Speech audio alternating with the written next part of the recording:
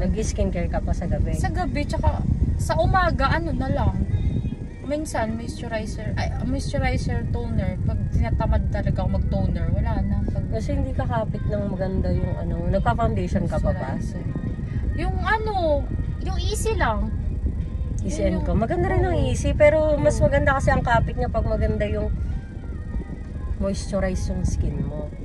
Oo. Diba? Kaya importante yun bago ka maglagay ng makeup. Sa gabi naman, hina-hydrate naman niya. Parehas silang importante.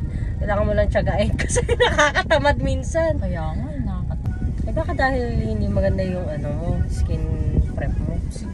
Ewan ko lang. Di ba mauna muna talaga yung moisturizer, sunblock. Kung ano yung mas, pinakahuli yung pinakamakapal na consistency. Sunblock yata pinakahuli. Kasi mas malapot yung sunblock. Pero talaga, napanood ko dahil sa mga sa mga pagka sunod-sunod, inuuna talaga nila yung sunblock. Minsan na may nag-uuna ng moisturizer tapos sunblock. May nag-uuna naman ng sunblock tapos moisturizer. Saka yun na, mga makeup na nila. Parang depende sa consistency. Basta yung pinakauna, yung pinakamanipes, kunyari serum. Oo, yun nga.